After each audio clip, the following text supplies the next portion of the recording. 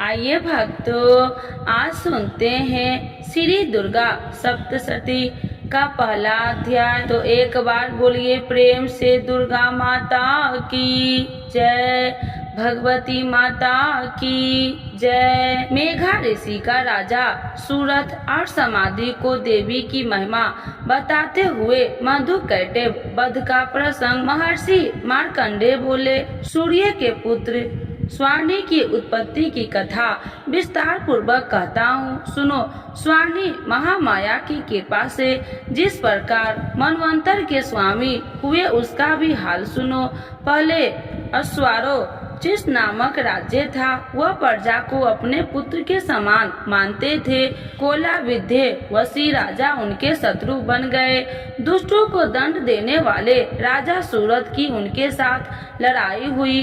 Cola विद्ये वशियों की संख्या में कम होने पर भी राजा सूरत युद्ध में उनसे हारे गए। तब वह अपने नगर में आ गए। केवल अपने देश की राज्य ही उनके पास रह गया और वह उसी देश के राजा होकर राज्य करने लगे, किंतु उनके शत्रुओं ने उन पर वहां आक्रमण किया। राजा को बलहीन देखकर उसके दुष्ट मंत्रियों ने राजा की सेना और खजाना अपने अधिकार में कर लिया। राजा सूरत अपने राज्य अधिकार को हारकर शिकार खेलने बहाने घोड़े पर सवार होकर वहां से एक भयंकर वन की ओर चले गए। उस वन में उन्होंने महर्षि मेघा का आश्रम देखा। वहां मेघा महर्षि अपने शिष्य तथा मुनियों से सुशोभित बैठे हुए थे और वहां कितने ही हिंसक जीव परम शांति भाव से रहते थे। राजा सूरत ने महर्षि मेघा को प्रणाम किया और महर्षि ने भी उनका उचित सत्कार किया। राजा सूरत महर्षि के आश्रम में कुछ समय तक ठहरे। अपने नगर की ममता के आकर्षण से राजा अपने मन में सोचने लगे, पूर्व काल में पूर्वजों ने जिस नगर का पालन किया था वह आज मेरे हाथ से निकल गया। मेरे दुष्ट एवं दुरात्मा मंत्री मेरे नगर की अब धर्म से रक्षा कर रहे होंगे या नहीं। मेरा प्रधान हाथी, जो कि सदा मद की वर्षा करने वाला और शूरवीर था, मेरे बेड़ियों के वश में होकर न जाने क्या दुख भोग रहा होगा। मेरे आज्ञाकारी नौकर, जो मेरी कृपा से धन और भोजन पाने से सदैव सुखी रहते थे और मेरे पीछे पीछे चलते थे, अब वह निश्चय ही दुष्ट राजाओं का अनुसरण करते होंगे तथा मेरे दुष्ट एवं दुरात्मा मंत्रियों द्वारा व्यर्थ धन को व्यय करने से संचित किया हुआ मेरा खजाना एक दिन अवश्य खाली हो जाएगा। इस प्रकार की बहुत सी बातें सोचता हुआ राजा निरंतर दुखी रहने लगा। एक दिन राजा सूरत ने महर्षि मेघा के आश्रम के निकट एक वैश्य को देखा। राजा ने उससे पूछा, भाई तुम कौन हो? यहाँ तुम्हारे आने का क्या कारण है और तुम मुझे शोकग्रस्त अनमने से दिखाई देते हो, इसका क्या कारण है? राजा के यह नम्र वचन सुन वैश्य ने महाराज सूरत को प्रणाम करके कहा। वैश्य बोला, राजन, मेरा नाम समाधि है। मैं धनियों के कुल में उत्पन्न एक वैश्य हूँ। मेरे दुष्ट स्त्री पुत्रादिकों ने लोभ से मेरा सब धन छीन लिया है और मुझे घर से निकाल दिया है। मैं इस तरह से दुखी होकर इस वन में चला आया हूँ और यहाँ रहता हूँ। मैं इस बात को भी नहीं जानना कि वह घर में किस समय सब कुशल है या नहीं। यहाँ मैं अपने परिवार का आचरण संबंधी कोई समाचार भी नहीं पा सकता कि वह घर में किस समय स्वकुशल पूर्वक है या नहीं। मैं अपने पुत्र के संबंध में यह भी नहीं जानता कि वह सदाचारी है या दुर्वाचारी फंसे हुए है। राजा बोले, जिस धन के लोभी स्त्री पुत्र ने तुम्हें घर से निकाल दिया है, फिर भी तुम्हारा चित्त उनसे क्यों प्रेम करता है? वैश्य ने कहा, मेरे विषय में आपका ऐसा कहना ठीक है, किंतु मेरा मन इतना कठोर नहीं। यद्यपि उन्होंने धन के लोभ में पकड़कर पितृ स्नेह को त्याग कर मुझे घर से निकाल दिया है, तो भी मेरे मन में उनके लिए कठोरता नहीं आती। हे महामुने, मेरा मन फिर भी उनसे क्यों फंसा रहा है? इस बात को जानता हुआ भी मैं नहीं जान रहा। मेरा चित्त उनके लिए दुखी है। मैं उनके लिए लंबी लंबी सांसें ले रहा हूँ। उन लोगों में प्रेम नाम को नहीं है, फिर भी ऐसे निर्दयियों के लिए मेरा हृदय कठोर नहीं होता। महर्षि मार्कंडेय ने कहा, हे ब्राह्मण, इसके पश्चात महाराजे सूरत और वह वैश्य दोनों महर्षि मेघा के समीप गए और उनके साथ यथोथा योग्य अनार्य संभाषण करके दोनों ने वार्ता प्रारंभ किया। राजा बोले, हे भगवान, मैं आपसे एक बात पूछना चाहता हूँ, सो आप कृपा करके मुझे बतलाइए। मेरा मन अधीर नहीं है, इससे मैं बहुत दुखी हूँ। मुझे रणधिक की चिंता अभी तक मुझे बनी हुई है और मेरी यह ममता अज्ञानियों की तरह बढ़ती ही जा रही है। और यह समाधि नामक वैश्य भी अपने घर से अपमानित होकर आया है। इसके स्वजनों ने भी इसे त्याग कर दिया है। स्वजनों ने त्यागा हुआ भी यह उनसे हार्दिक प्रेम रखता है। इस तरह हम दोनों ही दुखी है। हे महाभाग, उन लोगों के अवगुणों को देखकर भी हम दोनों के मन में उनके लिए ममता जनित आकर्षण उत्पन्न हो रहा है। हमारे ज्ञान रहते हुए भी ऐसा क्यों है? अज्ञानी मनुष्यों की तरह हम दोनों यह मूर्खता क्यों है? महर्षि मेघा ने कहा, विषम मार्ग का ज्ञान सब जंतुओं को है। सबों के लिए विषम पृथक पृथक होते हैं। कुछ प्राणी दिन में नहीं देखते और कुछ रात को, परंतु कई जीव ऐसे हैं जो दिन तथा रात दोनों में देख सकते हैं।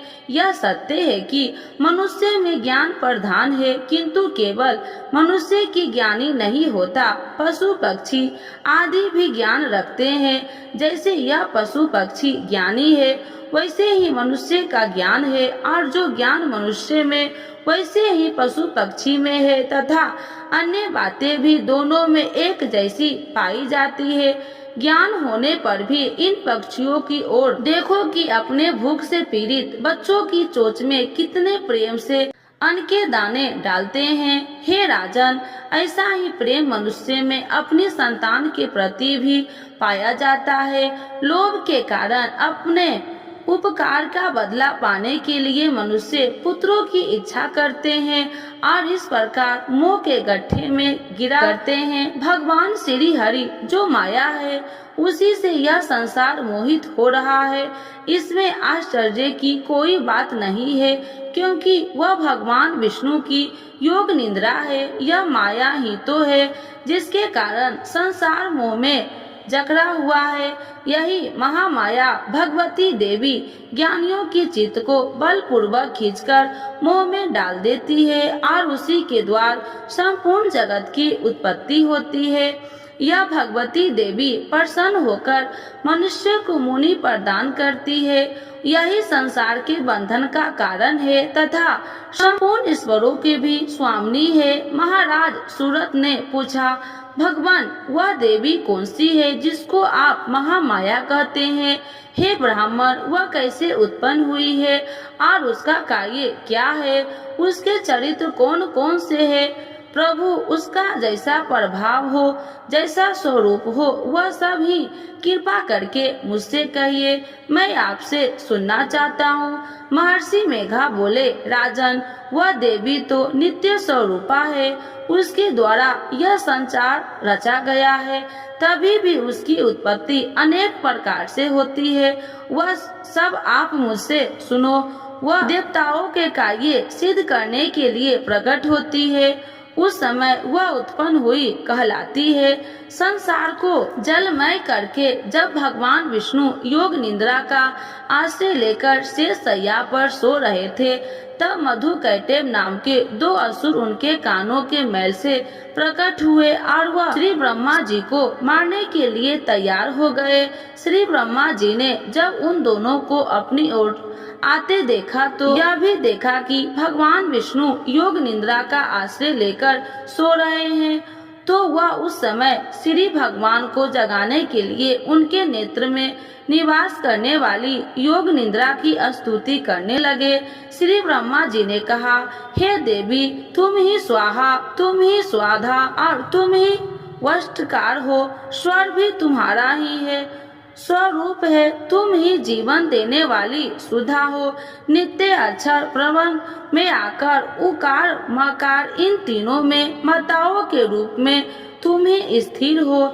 इनके अतिरिक्त जो बिंद पद अर्थ मात्र है, जिसका कि विशेष रूप से उच्चारण नहीं किया जाता, हे देवी, वह भी तुम ही हो। हे देवी, संध्या सावित्री तथा परम जननी तुम ही हो। तुम इस विश्व को धारण करने वाली हो। तुमने ही इस जगत की रचना की है और तुम ही इस जगत का पालन करने वाली हो। तुम ही कल्प के अंत में सबको भक्षण करने वाली हो। हे देवी, जगत की उत्पत्ति के लिए समय तुम सृष्टि रूपा होती हो, पालन काल में स्थिर रूपा हो और कल्प में अंत में संहार धारण कर लेती हो। तुम ही महाविद्या, महामाया, महामेघा, महारात्रि और मोहरात्रि हो। श्री ऐश्वरी और बोध स्वरूपा बुद्धि भी तुम ही हो। लज्जा, पुष्टि, तुष्टि, शांति और क्षमा भी तुम ही हो।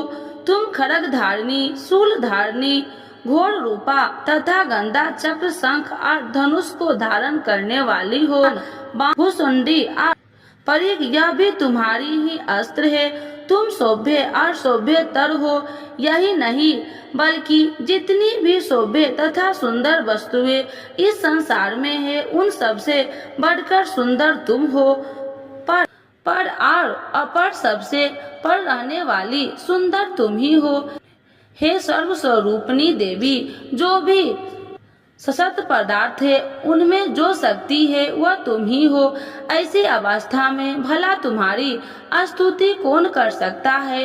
इन संसार की सृष्टि, पालन और संहार करने वाले जो भगवान है, उनको भी जब तुमने निद्रा की वशीभूत कर दिया है, तो फिर तुम्हारी स्तुति कौन कर सकता है। मुझे भगवान विष्णु तथा भगवान शंकर को शरीर धारण कराने वाली तुम ही हो। तुम्हारी स्तुति करने की शक्ति किसमें है। हे देवी, तुम तो अपने इन उदार प्रभावों के कारण ही प्रशंसीय है। मधु और कैटव को जो भयंकर असुर है, उन्हें मुंह में डाल दो और श्री हरि भगवान विष्णु को भी जल्दी जगा दो। उनमें इनको मार डालने की बुद्धि भी उत्पन्न कर दो। महर्षि मेघा बोले, हे राजन, जब श्री ब्रह्मा जी ने देवी से इस प्रकार स्तुति करके भगवान को जगाने तथा मधु कैटव को मारने के लिए कहा, तो वह भगवान श्री विष्णु के नेत्र, मुख, नासिका, बाहु, हृदय और अक्षय स्थल से निकलकर ब्रह्मा जी के सामने खड़ी हो गई। उनका ऐसा करना था कि भगवान श्री हरि तुरंत जाग उठे और दोनों असुरों को देखो, जो कि अत्यंत बलवान तथा पराक्रमी थे और मारे क्रोध के, जिनके नेत्र लाल हो रहे थे और जो ब्रह्मा जी का वध करने के लिए तैयार थे। तब क्रुद्ध होकर उन दोनों दुर्वात्मा असुरों के साथ भगवान श्री हरि पूरे 5000 वर्ष तक लड़ते रहे। एक तो वह अत्यंत बलवान था, पराक्रमी थे, दूसरे महामाया ने भी उन्हें मुंह में डाल रखा था। अतः वह भी श्री भगवान से कहने लगे कि हम दोनों तुम्हारी वीरता से अत्यंत प्रसन्न है, तुम हमसे कोई वर मांगो। भगवान ने कहा, यदि तुम मुझ पर प्रसन्न हो तो अब तुम मेरे हाथों से मर जाओ। बस इतना सा ही वर मैं तुमसे मांगता हूँ, यहाँ दूसरे वर से क्या प्रयोजन है। महर्षि मेघा बोले, इस तरह से वह जब धोखे में आ गए और अपने चारों ओर जल ही जल देखा, तो भगवान श्री हरि से कहने लगे, जहाँ पर जल न हो, सूखी जमीन हो, उसी जगह हमारा वध कीजिए। महर्षि मेघा कहते हैं कि तथास्तु कहकर भगवान श्री हरि ने उन दोनों को अपनी जांघ पर लिटाकर उन दोनों के सिर काट डाले। इस तरह से यह देवी ब्रह्मा जी के स्तुति करने पर प्रकट हुई थी। अब तुमसे उनके प्रभाव का वर्णन करता हूँ, सो सुनो।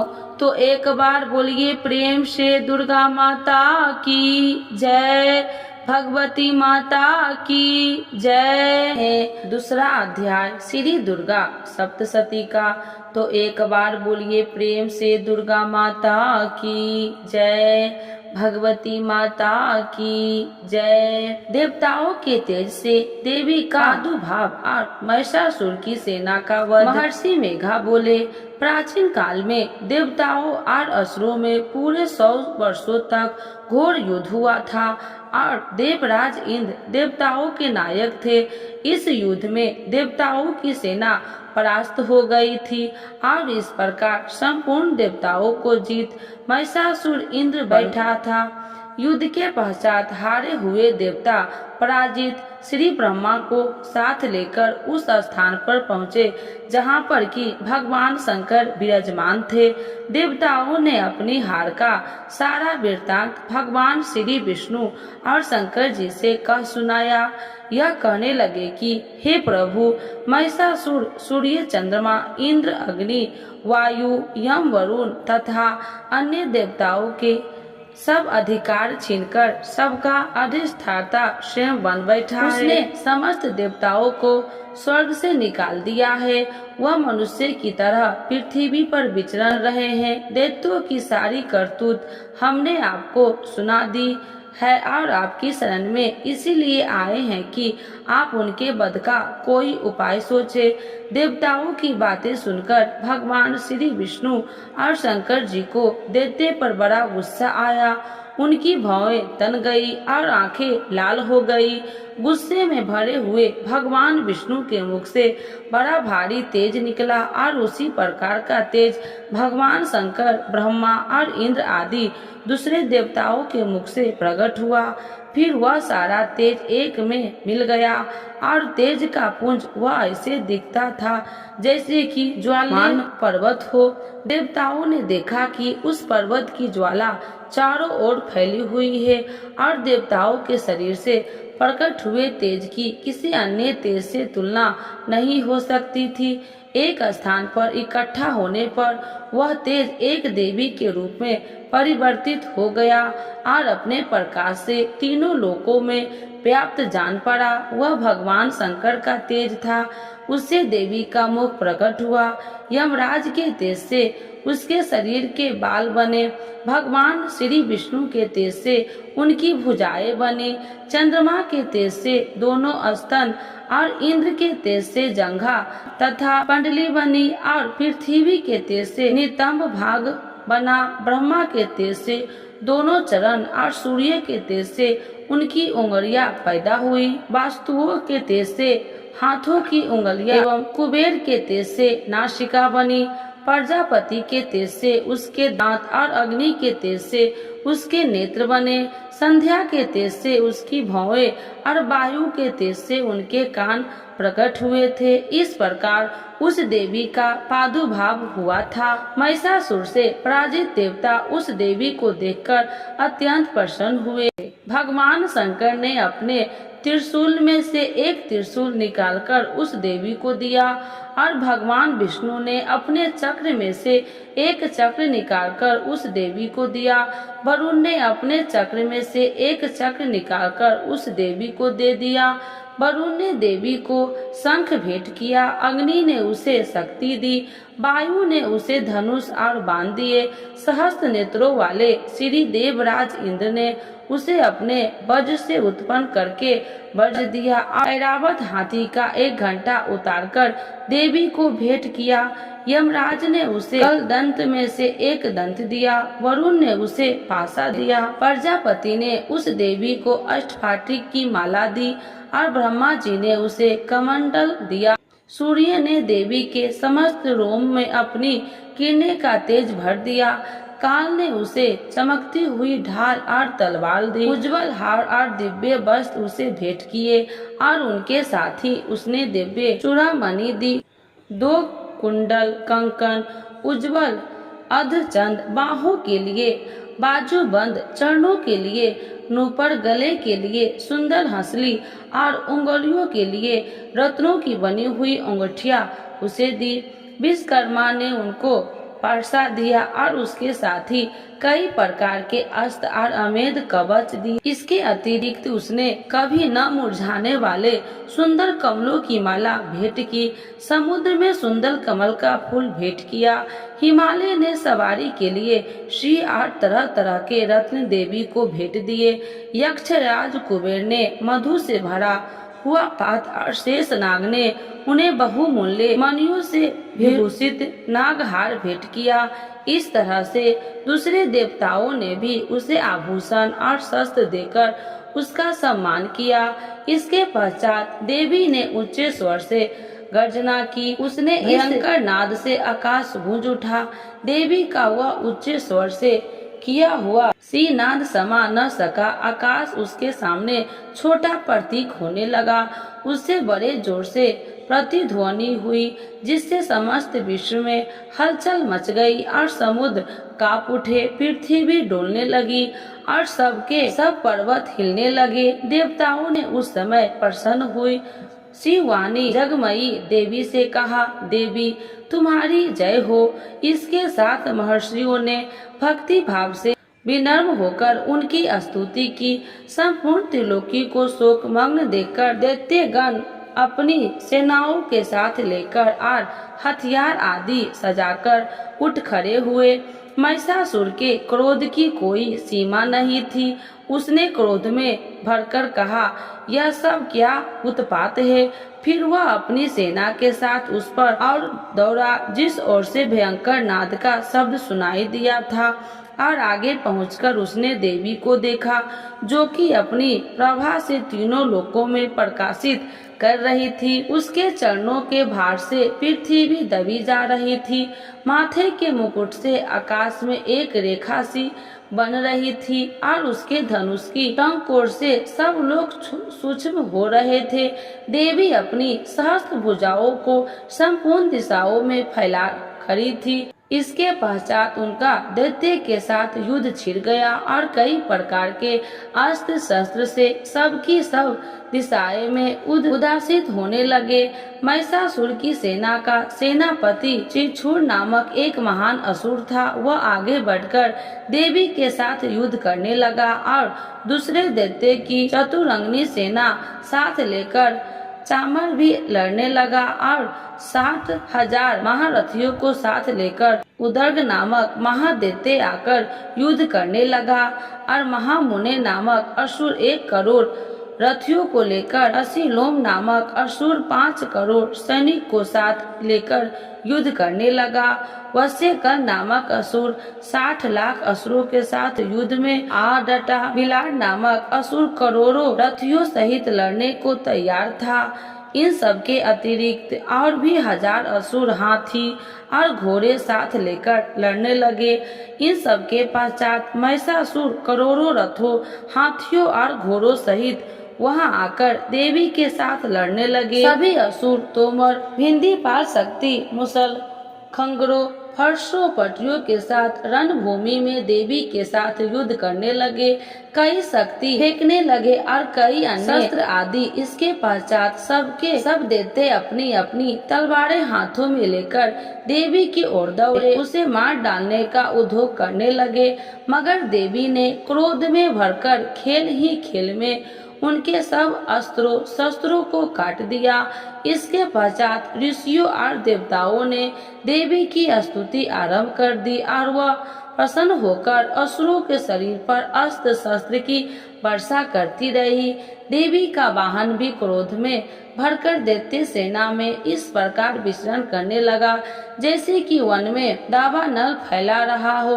युद्ध करती हुई देवी ने क्रोध में भर जितने सांसें को छोड़ा, वह तुरंत ही सैकड़ों हजारों गुना के रूप में परिवर्तन हो गया। फरसे, भिंडीपाल, खड़ग तथा पाष्टी इत्यादि अस्त्रों के साथ दैत्य से युद्ध करने लगे। देवी की शक्ति से बढ़े हुए यह गण दैत्य का नाश करते हुए ढोल, शंख व मृदंग आदि बजा रहे थे। तदंतर देवी ने त्रिशूल, गदा, शक्ति, खड़ग इत्यादि से सहस्त्र अस्त्रों को मार डाला। कितनों को घंटे की भयंकर आवाज ही यमलोक पहुंचा दिया। कितने ही असुरों को उसने पास में बांधकर पृथ्वी पर घसीट कितनों की अपनी तलवार से टुकड़े कर दिए और कितनों को गदा की चोट से धरती पर सुला दिया। कई दैत्य मूसल की मार से घायल होकर रक्त बमन करने लगे और कई शूल से छाती फट जाने के कारण पृथ्वी पर लेट गए और कितने की बांह से कमर टूट गई। देवताओं को पीड़ा देने वाले दैत्य कट कट कर मरने लगे। कितनों की बाहें अलग हो गई, कितनों की बाहें कट गई, कितनों की सिर कटकर दूर भूमि पर लुढ़क गए, कितनों के शरीर बीच में से कट गए और कितनों की जंघाएं कट गई और वह पृथ्वी पर गिर पड़े। कितने के ही सिरों व पैरों के काटने पर भी भूमि पर से उठ खड़े हुए और शस्त्र हाथ में लेकर देवी से लड़ने लगे और कई दैत्यगण भूमि में बाजों की ध्वनि के साथ नाच रहे थे। कई असुर जिनके सिर कटे चुके थे बिना सिर के धड़ से ही हाथ में शस्त्र लिए हुए लड़ रहे थे। दैत्य रह रह ठहरो ठहरो कहते हुए देवी को युद्ध के लिए ललकार रहे थे।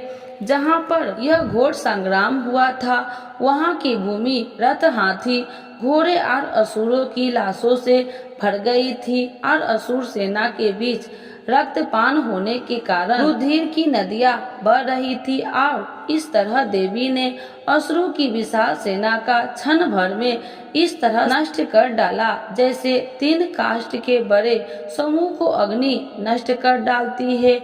और देवी का यह सेवी गर्दन के बालों को हिलाता हुआ और बड़ा शब्द करता हुआ असुरों के शरीर से मानो उनके प्राण को ढूंढ रहा था। वहाँ देवी गणों में जब दैत्य के साथ युद्ध किया तो देवताओं ने प्रसन्न होकर आकाश से उन पर पुष्प वर्षा की। तो एक बार बोलिए प्रेम से दुर्गा माता की जय, भगवती माता की जय। आरती श्री दुर्गा जी की। जय अम्बे गौरी मैया, जय श्यामा गौरी, तुम्हें को निस दिन ध्यावती, मैया जी को निस दिन ध्यावती, हरि ब्रह्मा शिविरी, जय अम्बे गौरी।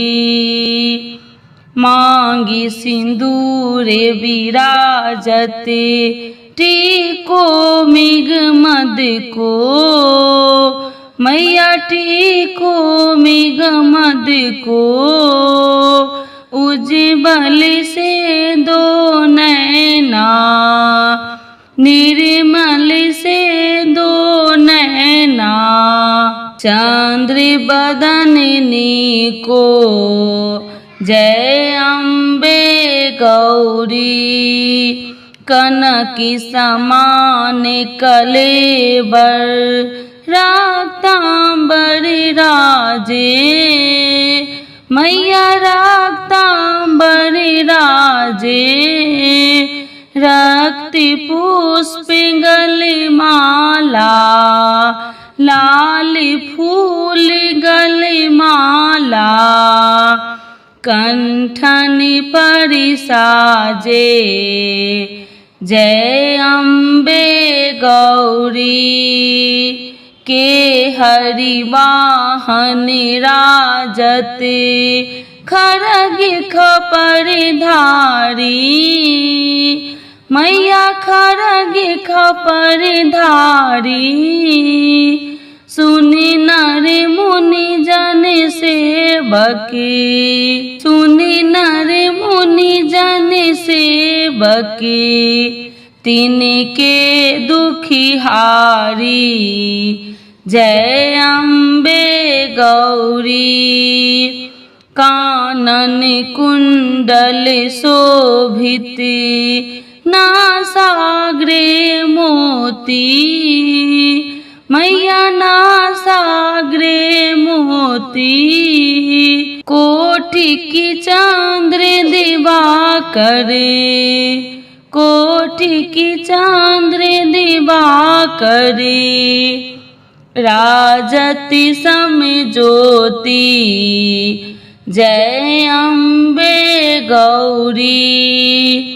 शुंभे निशुंभे विरादे महिषासुर धाती, मैया महिषासुर धाती।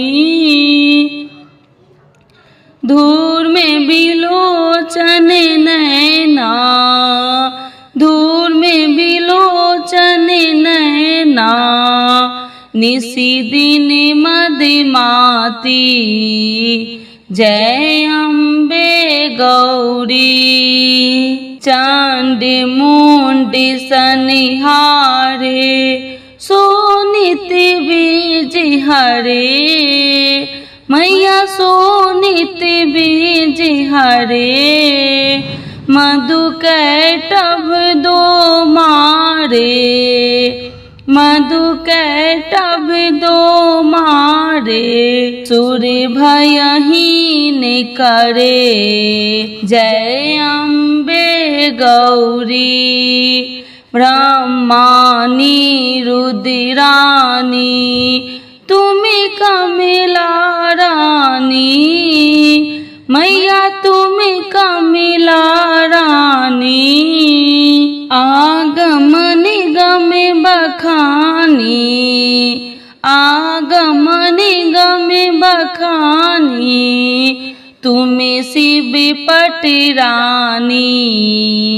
जय अम्बे गौरी। 64 योगिनी मंगल गावे, नित्य करत भैरो, मैया नित्य करत भैरो।